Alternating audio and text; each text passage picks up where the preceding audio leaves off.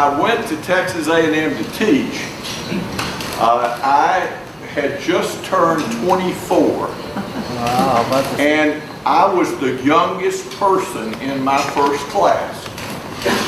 And because I was basically the same age, a little bit younger, I am closer to that class than any other class that I taught in my 12 years at Texas A&M, and so I have taken pride in and some credit for Dr. Yu's distinguished career at EWA and his work in Korea. As I like to say about Dr. Yu and all of my students, I taught him everything he knows, but not everything I know. The problem, the truth is, of course, he learned stuff along the way. I'm also here with Jae Hong Lee, my dear friend and my business partner who heads UBS's business in Korea. And I'll just tell you one little story about him. We have been plagued at UBS, as all of the big banks have, by the subprime problem. And when we first realized the magnitude of it, we were trying to assess what this really meant. I'm happy to say that the day that happened, we were the best capitalized bank in the world, and today we're the best capitalized bank in the world. But at that critical moment, there was sort of what I would call a gut check. And so one of the points I made to our new CEO is that there were 3 bankers in the world that had to be protected, that were critical to our franchise. And one of those bankers was Jae Hong Lee. What he'll owe me for saying this in public. Chairman Yoon, it's good to see you again, and I have so many friends here. So let me make this a very informal speech. I think the last time I was here, my wife, Wendy Lee Gramm, was with me. Most people know the story, but it's such a good story. For those who don't, I want to tell it. My wife's grandfather left Korea in 1911 to go to Hawaii. And he and his brothers got together and put together the resources for him to leave. Korea was occupied by the Japanese. There were hard times. And so he signed a contract to work 23 months for the Waialua sugar plantation in return for his passage. So he went to Hawaii, worked the 23 months, and then he wanted a wife, but he wanted a Korean wife. So he looked through a picture book and he saw this picture of this beautiful young Korean woman. I know it because we had the pictures now in a museum, but we have a copy of it. And she's sitting in front of a thatched hut. And so he picked the picture, but he was afraid that someone else might fix it, so he tore the picture out.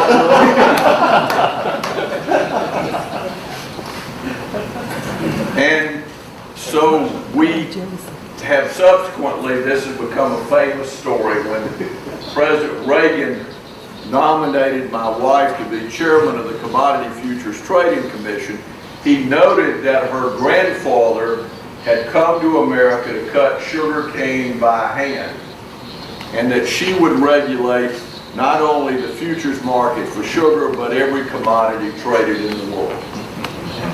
So it's a wonderful story about opportunity and freedom in America, and I think the hero of the story is Wendy's grandmother.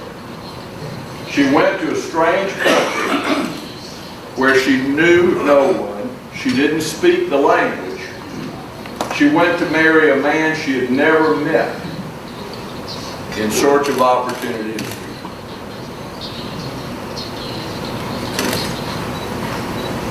It's an extraordinarily powerful story.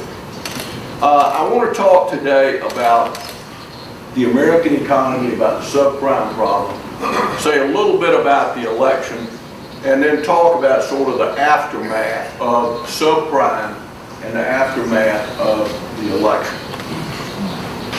It's very easy to define where the problem came from in subprime. It's much harder to figure out where it's going. But let me start with what I know and then get to the part where it's kind of predicting the future. America had a very, very unusual recession in 2000-2001. We had a speculative bubble break in the equity market. Equity values collapsed, and it destroyed $6.7 trillion worth of paper wealth in America. And it destroyed roughly a corresponding amount worldwide. And in America, investment collapsed, and it sent the economy into a recession. But consumption remained strong. And for this analysis, the most important point is home building was as profitable and was in as much boom conditions at the trough of that recession as it had ever been.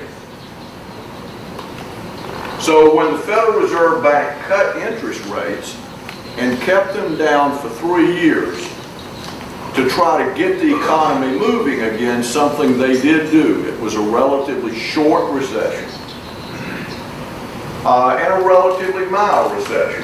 But the unintended consequence, and there are always unintended consequences when you're dealing with government, the unintended consequence was that the low interest rates stimulated the housing industry, which was already in boom conditions. So from 2001 through 2006, housing prices in America grew by 14.5% a year on average. The general inflation rate, if you could have adjusted for quality changes, was almost zero. So houses became an incredible investment, and there was a speculative wave of home buying. Now, overlay this with the fact that America is a country that believes in home ownership. America believes people owning their own home means they have a stake in the country. And there's no question about the fact that people that own their own homes behave differently, vote differently, are more involved, are better citizens. And so we have tried to make it easier and easier and easier for more and more people to buy homes, basically by letting them have lower and lower down payments and by allowing them to get mortgages that for them and the economy are more risky. Now with prices rising at 14.5% a year, all of that produced a wave of speculative buying where buyers believed that if they could just get a house, that within a year it would have appreciated, and even if the terms of the loan they got were unworkable, they could refinance based on the equity they would have. Lenders concluded that with prices going up at 14.5% a year, it was impossible to make a bad loan. Because if all else failed, they'd just simply sell the house and pay off the mortgage. The rating agencies, looking at price rises, basically rated the securities that were backed by these mortgages very high, because the probability of default in that environment was very low. As if it wasn't bad enough, banks concluded that the system was overvaluing the risk, that the premium being paid on subprime paper, remembering they took the mortgages, packaged them, issued securities that brought in capital to help people buy homes. The banks started to believe that that risk was overpriced and that you could make money by buying this paper. So they started to buy it up. They pushed the originators to make more of these loans.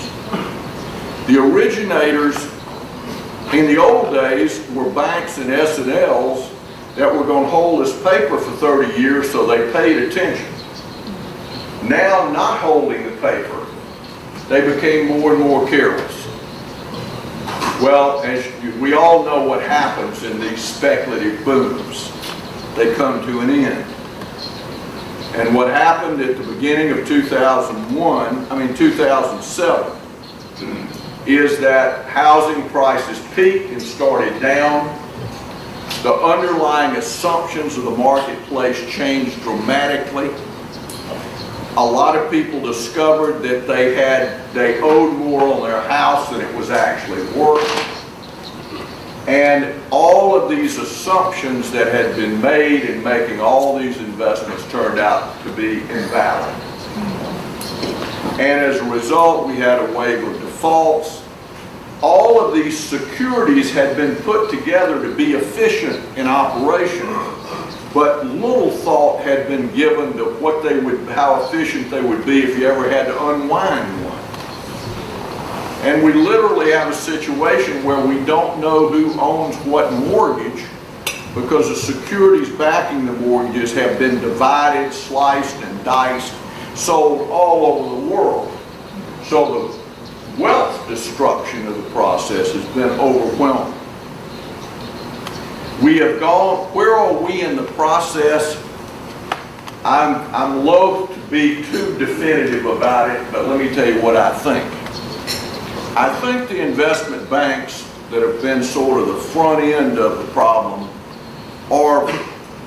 have pretty well gone through the period of writing this paper down. If prices fall dramatically from this point to the end of the crisis, obviously that situation could change. And since a lot of these banks are marking to model and not to market, there could be more losses.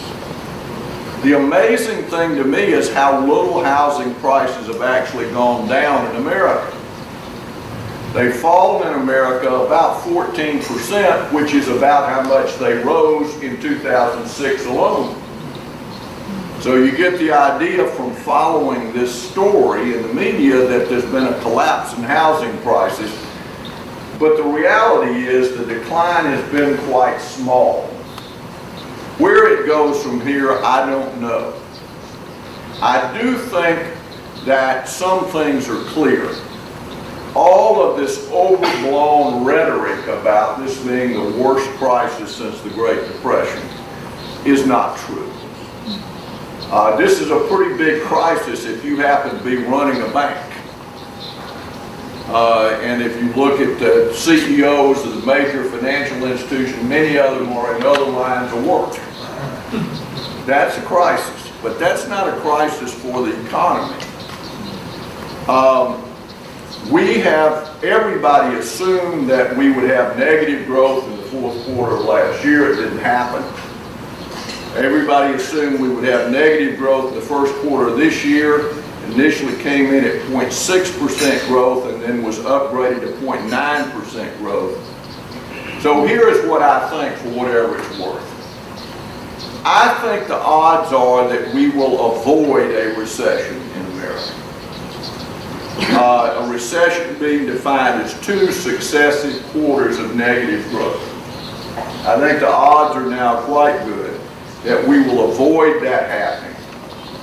I think the economic growth rate in the fourth quarter in America will probably be better than it was in the first quarter. But the overhang of this problem is going to last, certainly in terms of housing prices, into 2009. I think the default rate will go up, but that's already built into expectation. It will be a long time before the financial markets recover because banks are now not going to make these same mistakes again. at least in the lifetime of the people who've experienced this problem. They will make the same mistakes again, but it will be after the people who learned from this have died, and new people have been born, they will make exactly the same mistake again. I mean, one of the things you have to, that as you get old and you observe markets, you discover is they make the same mistakes over and over and over again, and people who claim that somehow we could fix all these things and we can eliminate risk and we can eliminate uncertainty, they're dreaming of a world that can never be. Spontaneous action creates growth, but spontaneous action generates mistakes. And so the two come together. They're the flip side of the same coin. If you want growth, if you want freedom, then you have to have an economy that is dominated by the decisions that individuals make, and they will from time to time make mistakes. The good news is the system corrects those mistakes. So my guess is we will avoid a recession. It will take a while for us to figure out what we learned from all this, and there will be new financial instruments that may not be as efficient in operation, but will be more efficient if you ever had to unwind one. And so the market will change, the market will learn, government will introduce a bunch of proposals, many of which will have a negative effect. But the real correction will be that the market will learn from this and the system will change. I think by and large the U.S. government has done a pretty good job. They've debated it, looked at it. We've made some regulatory changes that need to be made, but I don't think we have overreacted. Now, I don't know what will happen from this point on. So, I don't think there'll be a recession. I think that's good news for the Korean economy. One of the reasons there won't be a recession is that the American economy is still the elephant in the room, but it doesn't dominate the world market as it once did, which is a very good thing. The strength of the world economy and its positive impacts on America is one of the reasons we're not going to have a recession, in my opinion. Now, let me turn to the election. And let me begin with some disclosure and then a statement which you may or may not believe, but in any case, as I used to say in Washington, if anybody else claims to be telling you the truth, be suspicious. You can believe me. John McCain and I are very close friends. We've been to Korea together many times. We've been to the DMZ. We always wanted to go to North Korea, but first the great leader and then the dear leader would not allow us to come. Somehow he had this idea that maybe we weren't on his side. But in any case, I am a strong supporter of John McCain. But I don't think that clouds my judgment about the race. So let me talk very briefly about it, and then about the policies of the two candidates and what I think it means after the fact. The Obama victory in the primary was obvious 3 months ago. The super delegates, the party bigwigs that were supposed to exercise independent judgment, all had constituencies, and those constituencies were basically supporters of Barack Obama. And so even though Hillary Clinton got stronger as the primaries went on, it's been clear for some time that Obama would be the nominee. His strength as a candidate, his strengths are pretty obvious. Number one, it is an incredible testament to America that a black man has been nominated for President of the United States by one of the two great parties. It's an incredible achievement. achievement, in my opinion, something every American has got a right to be proud of. I don't know what the perception of the world is, but there may be a few people who might vote against Obama because he's black, but there'll be 10 people who will vote for him to make a statement about that.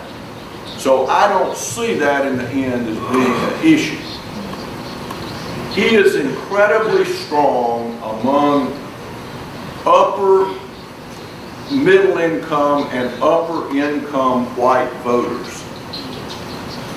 And they're often swing voters in elections. He is very articulate, and he has clearly a lot of what we would call charisma. He is very weak, or at least in the primaries was weak, among Hispanic voters and among blue-collar whites, people that in the Reagan era were called Reagan Democrats. Obama's weaknesses primarily come from the fact that he has no record.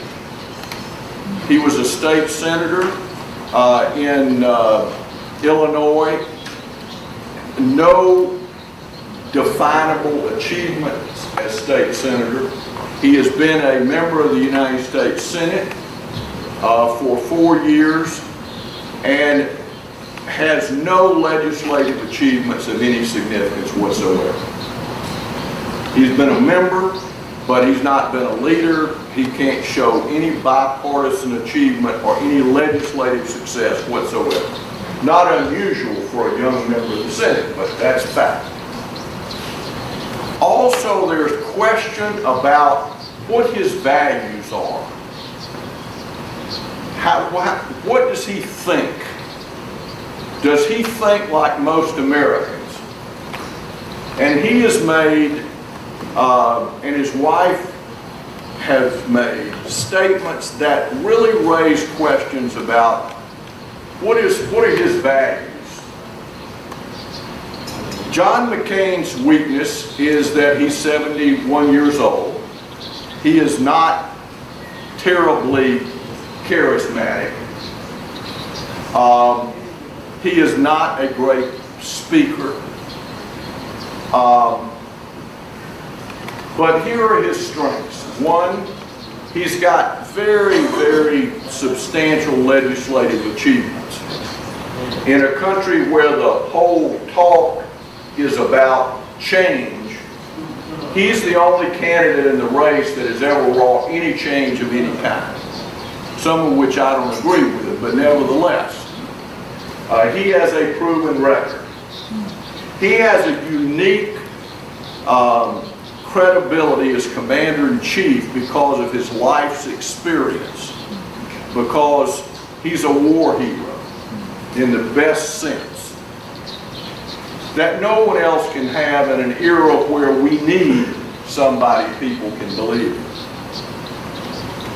For Obama to win this race, he's got to convince Americans that he's like them, that he thinks like they do.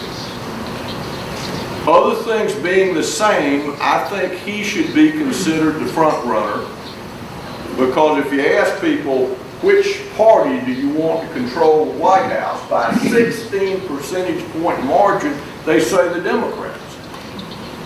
But if you say, if the election were held today and the candidates were Barack Obama, the Democrat, and John McCain, the Republican, the election for all practical purposes is a tie.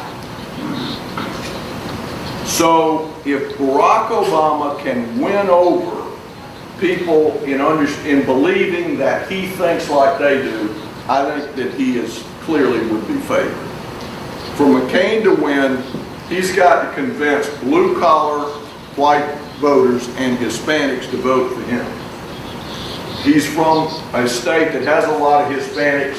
He got 74% of the Hispanic votes when he ran the last time. What do I really think is going to happen? I think it's going to be a very close race. Obama has gotten a lift out of winning the nomination and all the incredible coverage that's brought, but not as big a lift as I would have thought. I told Senator McCain he better be prepared for the fact that when Obama won the nomination, that it was going to be, that he was going to get extraordinary media coverage, and he was going to jump up in the polls by 12 percentage points. That hadn't happened. I think the race, by the time we get to the conventions, which will be over on the 4th of September, will be pretty much a dead heat. And I think it will come down to who runs the best campaign. The odds in London in betting are that Obama will win, but I don't know how much of that to attribute to the fact that party is more important in Britain than it is in America. And so my guess is it is pretty much a dead heat, could go either way. What will it mean in the aftermath? Well, obviously, these are two men that have very different ideas.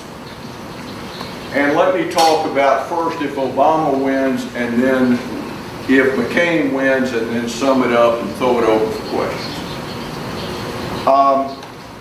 We have a tax code that expires in 2010. All the Democrats have to do is do nothing, and taxes go up. So there's no question about the fact if Obama's elected, taxes will go up in America. The highest bracket will go up, and 85% of the taxes in that bracket are paid by small businesses filing as individuals. The capital gains tax rate, which is 15%, will go up. The dividend tax rate, which is 15%, will go up. Government spending will go up. Obama is committed to more of a European-type healthcare system. I don't believe that he will get everything he wants from Congress, but clearly government's involvement in healthcare will grow if Obama is elected. I think Obama would tend to be more of a multilateralist in foreign policy. He has said that he wants to work as part of a coordinated effort. I think the UN would play a bigger role under Obama than it would under McCain. If McCain is elected, I believe that most of the Bush tax cuts will become permanent. My guess is if McCain is elected that we will cut the corporate tax rate. America has the second highest corporate tax rate in the world.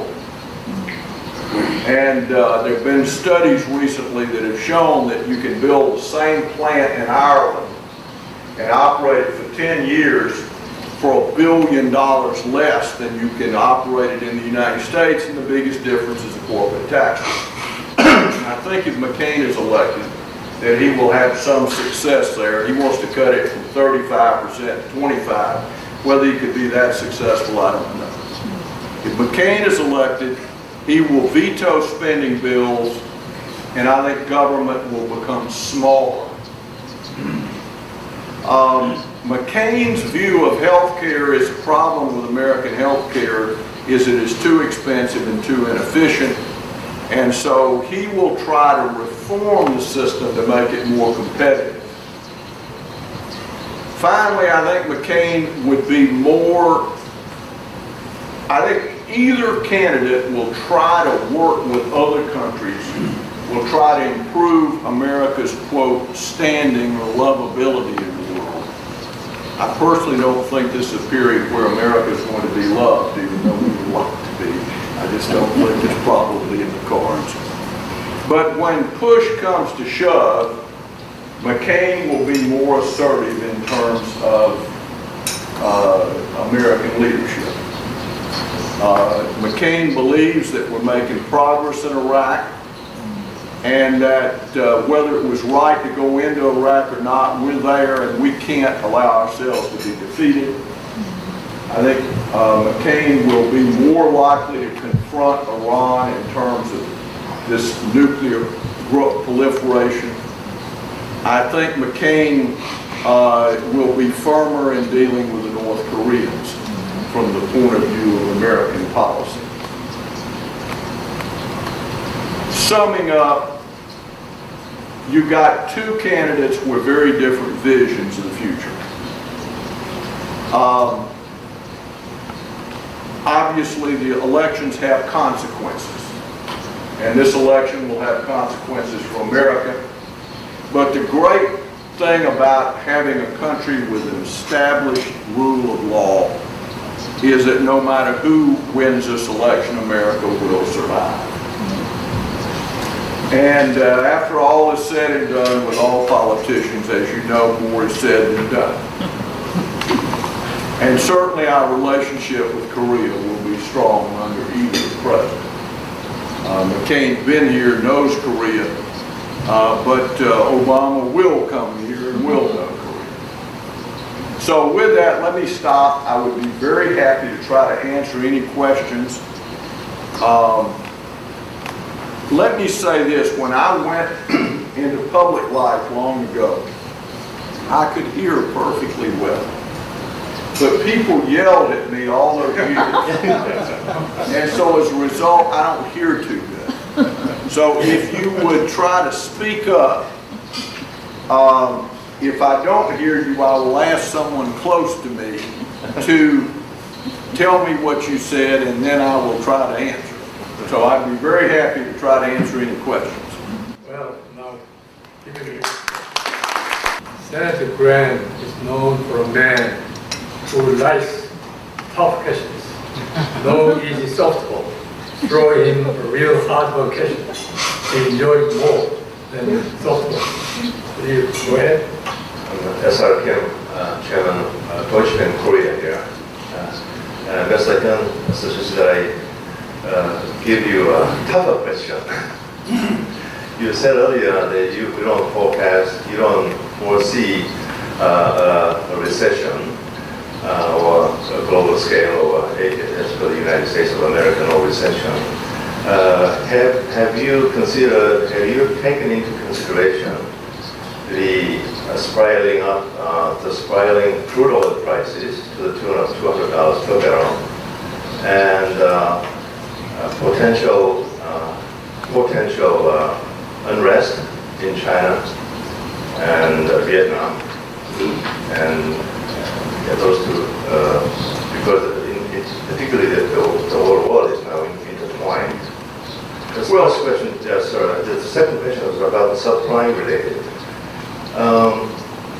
The over-reliance, although the bankers, of course the bankers are primarily responsible, but secondarily the rating agencies, S&P and Moody's and so forth. The bankers have relied, and the investors have over-relied on the ratings of the rating agencies. I've been hearing a lot of interesting anecdotes about the negligence or the lacking or anticipating disciplines in the rating agencies, executives. Who's going to rate the rating agencies in the world? Okay, let me try to, I'm going to forget some of those questions. So I may have to come back and ask you. The rating agencies, look, I think the rating agencies in retrospect did a very poor job. When prices were going up at 14.5% a year, their ratings were correct. I think that they're going through some evaluation. I think policymakers and regulatory agencies are looking at the rating agencies. But I'll have to say, let me just speak for the bank I work for, we're adults. So we can't blame the rating agencies for our problem. They gave their rating as to what they thought, but we're responsible for our own decisions. So my guess is that will be an evaluation. There could be some action by the SEC in terms of putting some degree of constraints on the rating agencies. My guess is they will learn from this process. So they're partly responsible, but you know, in any kind of problem like this, everybody involved. You know, it's dangerous to let people buy houses they don't have equity in. It's dangerous to let people borrow money under conditions where there are risks like variable rate mortgages when they don't have the income to bear that risk. Government made that mistake.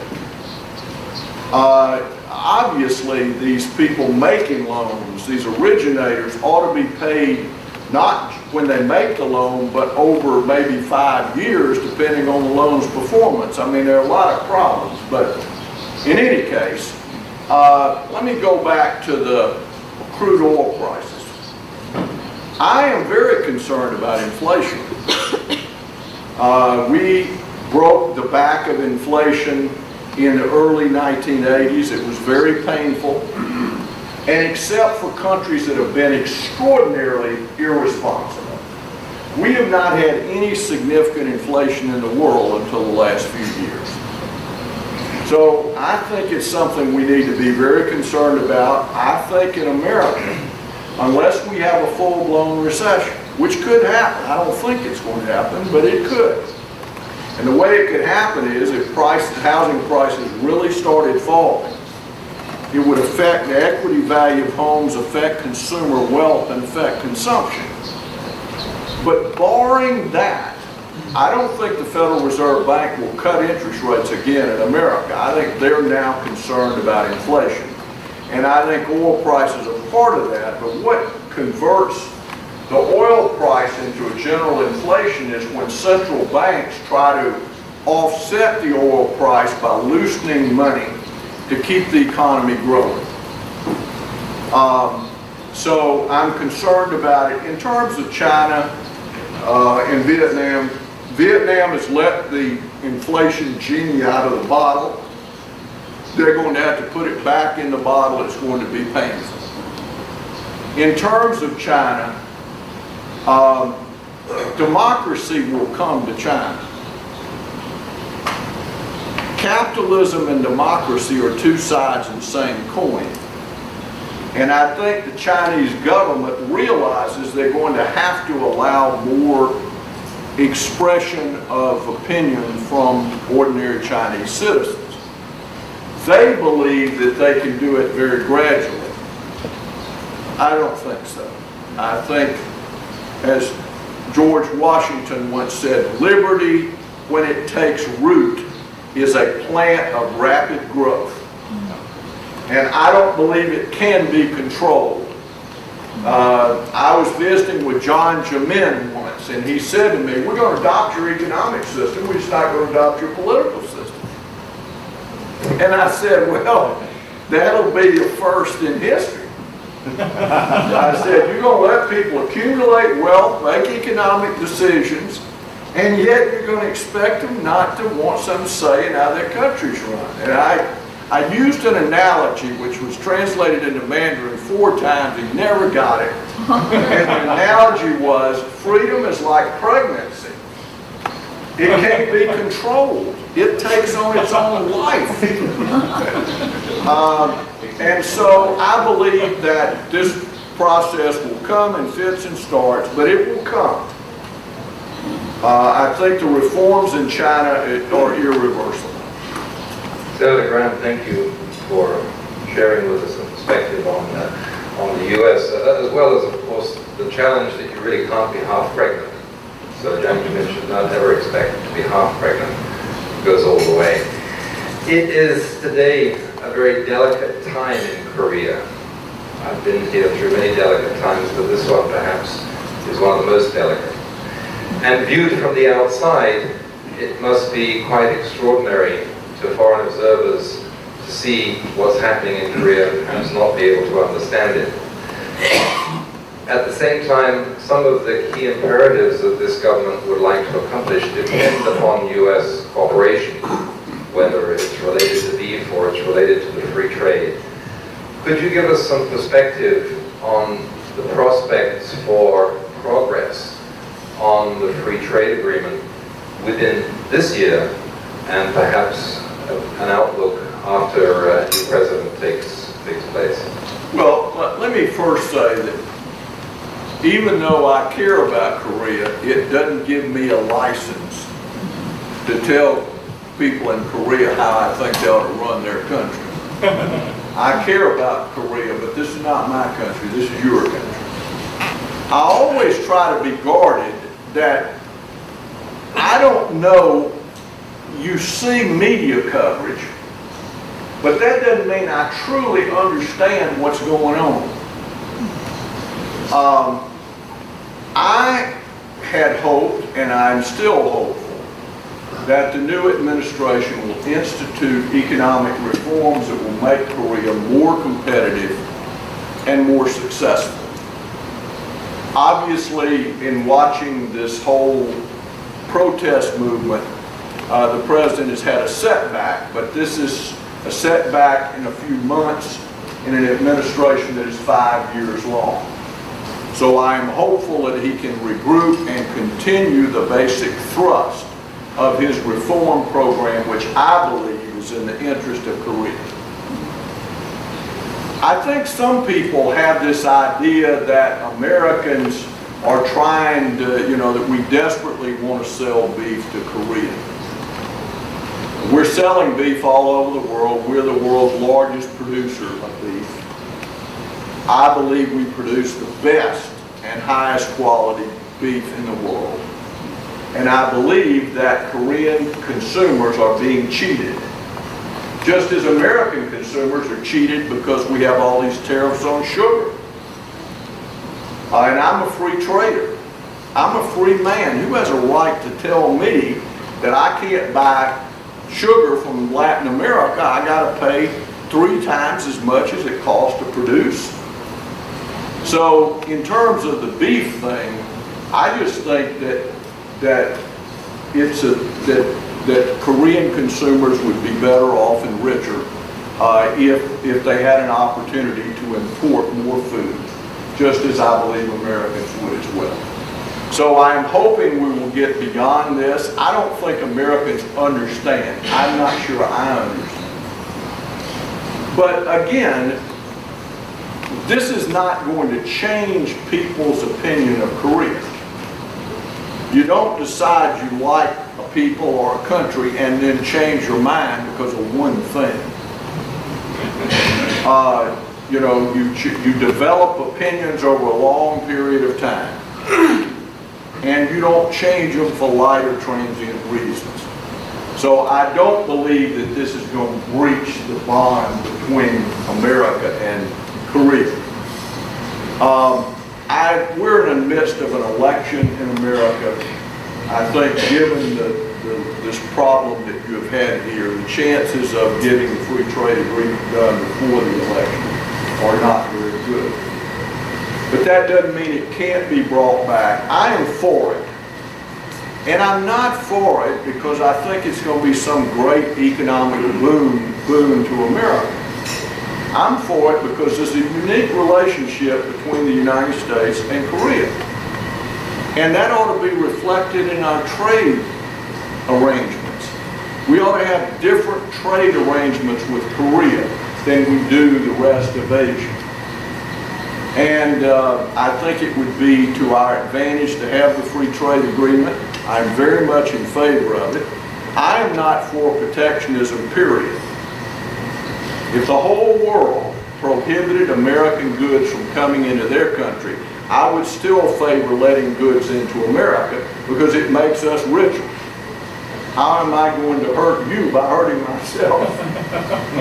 But that's just my view. It is a terribly enlightened view not shared by the great mass of mankind or by most Americans. Senator Gramm, it's a great privilege to listen to you, and it's very amusing as well. And here's a chance for another amusing answer maybe you could give us. Looking at the characters of the 2 presidential candidates, and also looking at world relations. International relations are determined by national interests, but also increasingly these days by the personal, if you like, chemistry between leaders. Talk about Reagan and Thatcher, talk about Bush and what was the guy's name in the UK? I've forgotten already. What do you think of looking at the 2 candidates would be the result of a relationship between either of them if they became president, and the president of this country on a personal basis? Well, let me say that I don't really know Senator Obama. I didn't serve with him. I know McCain very well. I'm closer to him than I am any other member of Congress. So I can't answer for Obama. McCain understands our unique relationship with Korea. He's been here many times. One of his goals has always been reuniting Korea in freedom.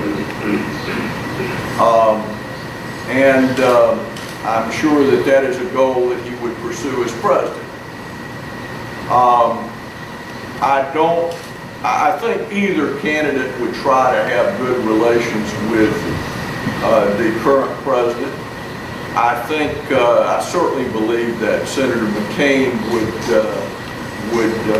be able to develop a good, strong personal relationship. But our relationship with Korea is not dependent on any individual or any party. It's dependent on a relationship that is developed having fought a war together. The fact that we had 56,000 Americans killed here. The fact that this is our greatest success story in the world. You know, a lot of Americans take pride in what has happened in South Korea. And so, you know, that's not going to change based on the election. I have a small question out of my professional curiosity. As to this prime thing that, as I see, the full start is they started from the banks making bad loans, which I could believe it with two reasons. One was that any banks that who lend money and don't lose the money, they can make money. And that American banks, they are pretty good in lending decisions. And two is that I have pretty high regard on American supervisory banking supervisory system, and America looks to be quite micromanagement. And that we do have the retail banking subsidiary in America, and we are guided to lend only 70% of loan to value in residential mortgage. But as I see and talk to the bankers in America, what happened in subprime is that they lend more than 95%. And also they lend through mortgage brokers who write up the loan documentations. And many times they are forced documentations. How could it happen? And that I couldn't understand out of my common sense. Well, you know, I heard a very wise person asked by the head of the People's Bank of China how this happened. And his answer was, we made loans that people couldn't pay back. Pretty simple. Always after the fact, it is obvious what happened. And I think, again, these are mistakes that aren't going to be made again. For my whole public career, I argued that we were making a mistake by letting people buy bigger and bigger houses with less and less money. I argued that if people are going to get variable rate mortgages, that there ought to be an income test so that they can show they're capable of bearing the risk that come from a mortgage where the rate can go up.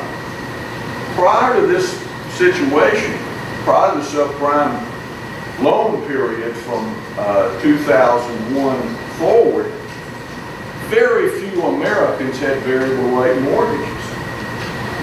The only people that had variable rate mortgages were rich people who planned to pay the house off at some point in the future and save money by getting a variable rate mortgage, but nobody who was of ordinary income got a variable rate mortgage prior to 2001. it became common by the end of the process, very dangerous. And government was the principal culprit here. The federal government pressured lenders to make loans to people with marginal credit and rewarded them for doing it.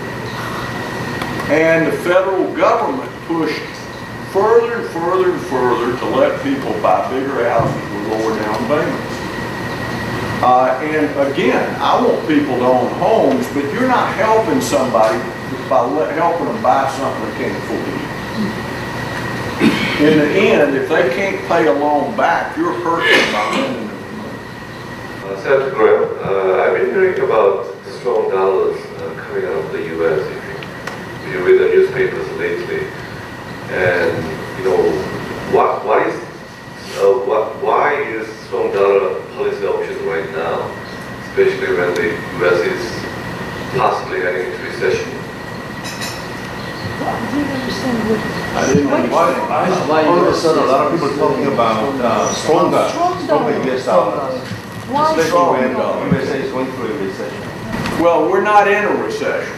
We may not be in a recession. I think what is happening is that people are becoming the policymakers. Chairman Bernanke at the Federal Reserve Bank.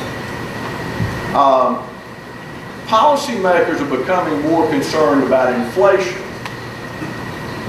And what is happening as the value of the dollar has gone down is the price of imports have gone up, and that's feeding inflation. And also, I do think we're beginning to reach the point where we've got to be a little bit concerned about the value of the dollar. So that's what's happening. While all of the newspapers and television in America are talking about recession, policymakers are thinking about inflation. And that's where the disconnect is. Now, don't forget, in the 70s, we had both.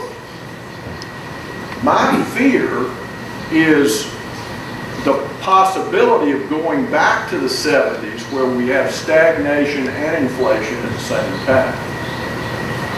I hope and believe we're going to avoid that, but I think it's something. The inflation of the 70s produced the stagnation, and we paid a price to break it. And I don't want to let that out of the bottle. I'm willing to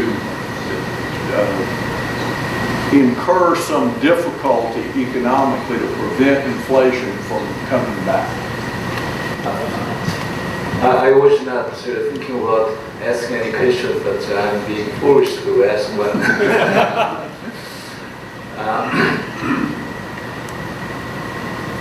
You are saying that the possibility of recession in U.S. is not likely. You said you can avoid recession, but many people in the business community, including Mr. Warren Buffett, who said U.S. is already in a recession, and also in the financial sector, this rising crude oil price and this financial crisis, actually, whether it's a recession or a slowdown in U.S. economy has already started.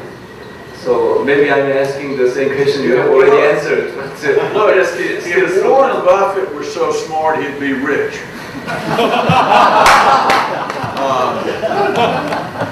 No, look, there may be a recession, but if I had to bet money today, I would take an even bet that there won't be. We have not had a decline in economic growth yet. The economy is still growing. It's not growing as fast as we would like. But just saying that there's a recession or writing it in the paper doesn't make it true. We have yet to have a day of negative economic growth since 2001. Now, it could change. But remember, we define a recession as 2 successive quarters of negative growth. I think that's not going to happen. Now, I may be wrong, but I don't think so. Now, the economy is nothing to write home about. I wish it were better. And if there's anything we could do to make it better, I would be for it. But I think right now we've got to be careful that we don't let inflation get out of control. It's very tempting in these situations to do something dramatic to try to deal with one concern and in the process create an unintended consequence. But I don't think right now, I know right now we're not in a recession. Whether we're going to be in the future is debatable. And as I said, I think I know how it could occur. If housing prices really start falling, Americans historically have held 180% of income in wealth, and 80% of that has been household equity in their homes. If prices really started declining, every penny of that comes off the equity people have in their homes. You could lower wealth to the point that you'd affect consumption negatively, and that could produce a recession. Thus far, it hadn't happened. If I had to take a bet, I would bet that it wouldn't happen, but I'm not confident it won't happen. I just don't think it will. But there are plenty of people, serious people, who have another opinion. This is the last question. Senator Gramm, it was great to hear your speech again. Okay. Maybe it's not such a Two relatively difficult questions. Okay. One is U.S. property and U.S. consumption. Related questions. What's the first one? U.S. property and U.S. consumption. As you pointed out, property price is important, right? And so far, American consumers experience negative wealth effect. That has affected the economy so far, right? Going forward, okay, American consumer is important for economy globally as well as for Korean economy. So what will trigger U.S. consumers to consume again? That's question number one. Number two, going back to property issue, again, I think that's quite an important issue as well. And what is your view on U.S. property price going forward? Thank you. Okay, let me start with property. First of all, you need to understand 40% of all Americans own their own home. They don't even have a mortgage. So a lot of stability comes from that. The real problem is in the mortgages that were made in 2006 and 2007. Those are the really troubled mortgages. Before that, for example, housing prices have declined about 14%, but they rose by 14.5% in 2006 alone. So it's just the mortgages that have been made lately that are the ones that are troubled. I believe that housing prices will continue to decline through the middle of next year. I don't know how much they will decline. If they decline dramatically, you would affect homeowner equity, and you might very well affect consumption. Probably would. When this I said earlier that historically Americans have held about 180% of income and wealth. But when this whole problem started in 2000, it was at 250% of income and wealth. So American households were flush. They were in good shape in 2000. I think it's an open question how much housing prices are going to decline. Quite frankly, I've been surprised at how little they've declined. Another thing that's interesting about this problem is it doesn't exist all over America. Housing prices have really fallen in California, Nevada, Arizona, Michigan, Florida. But housing prices, you would never know that there was a subprime problem in Texas. I mean, Texas housing market is booming. My home builder was telling me the other day, the guy that built my house, was telling me he had more contracts signed than he's ever had. So it's just varies in different parts of the country. It's a different kind of problem. Finally, let me say, and I'm not trying to be cute about it, but you know, people that have bet against the American consumer have not done well. If the Americans know how to do one thing, it is spend money. They are consistent spenders. So I don't know. I think again, let me just give you some probabilities. I think the probability that there will be a recession is less than 50%. But I don't think it's less than 40%. I think it could happen. And if it does happen, it's going to occur exactly in the frame of reference you posed. Home prices will decline substantially. It'll affect household equity and affect consumption. If that happens, then we might begin to have some negative growth. But even there, I'm willing to say that in my opinion, this is not going to be any kind of big, deep, dark recession. The plain truth is, since 1982, we've had 2 recessions. They've each lasted 7 months. We have lived in a golden age from the time the Reagan program started to take effect in 1982 until this subprime problem, and I'm not sure the golden age is ended either. But we have lived in a golden age. I don't think it's, my guess is that this will be a poor period of performance, but that the economy will come back. If it doesn't, we'll have a mild recession and then the economy will come back. That's just my reading. Let me stop by saying that I appreciate everybody coming. I appreciate so many people here who have been so friendly and supportive of me. Thank you very much. I guess for meeting is adjourned from fun. And again, thank you very much, Gramm, for your wisdom and insight into a very good profession. Thank you very much.